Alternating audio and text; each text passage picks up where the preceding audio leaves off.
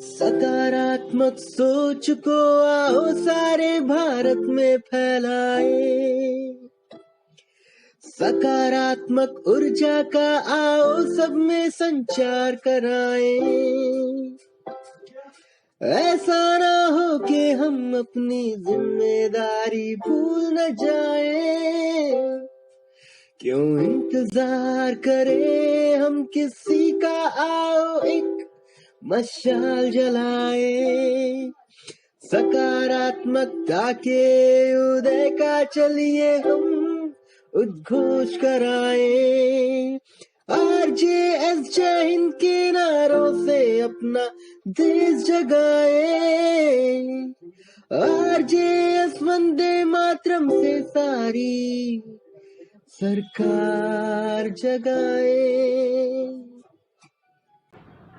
नमस्कार, वंदे मातरम, आदाब।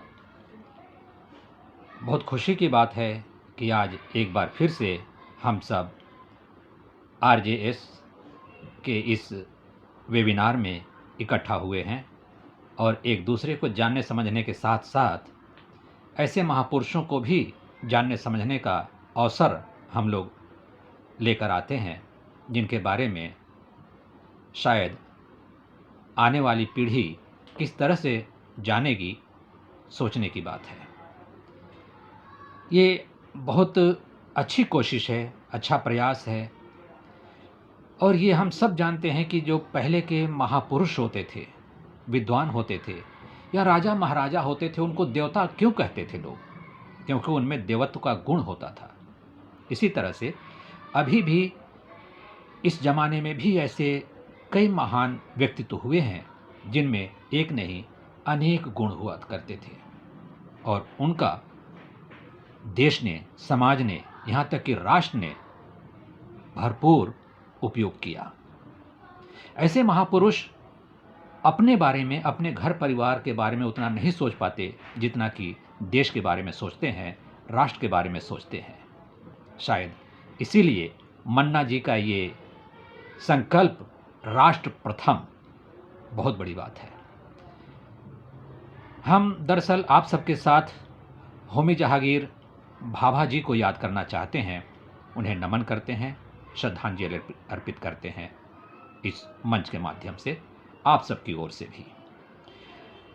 आपका जन्म 30 अक्टूबर 1909 को हुआ था और जिस तरह से हमारे कलाम साहब को याद किया जाता है एक बहुत बड़े वैज्ञानिक व्यक्तित्व के रूप में, ऐसे ही कहीं इनका स्थान भी सुरक्षित है विज्ञान के क्षेत्र में।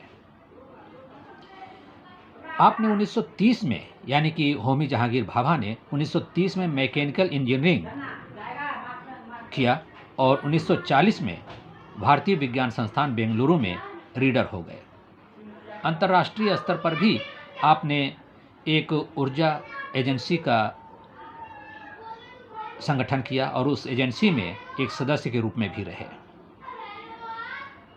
एक बहुत बड़ी बात आपके लिए कही जाती है कि आप जिस तरीके से वैज्ञानिक अभिरुचि के इंसान थे, साजो सामान के वस्तुओं में भी आपकी बेहद रुचि थी।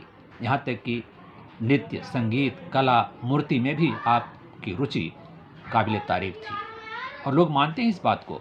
और ऐसे ऐसे मौक़ों पर वो हमेशा जाते थे, ऐसे लोगों को प्रोत्साहित करते थे, वो उनका उत्साहवर्धन करते थे और जहाँ कहीं कॉन्फ्रेंस होता, सेमिनार होते, उनको मौका मिलता, वो अवश्य उनमें जाते और अपनी बात कहते। वो चाहते थे कि उनके पास जितना भी बातें हैं, जितना भी उनके पास गुण हैं, वो देश के काम आए। और 24 जनवरी 1966 को हम सबको अलविदा कह गए। शायद इससे पहले उनकी एक स्विट्जरलैंड में जहाज दुर्घटना हुई थी। आज हम सब इस मंच से उन्हें एक बार फिर से नमन करते हैं, श्रद्धांजलि अर्पित करते हैं। नमस्कार। सकारात्मकता के उदय का चलिए हम उद्घोष कराए। RJS जय हिंद के नारों से अपना देश जगाए। आरजेएस वंदे मातरम से सारी सरकार जगाए।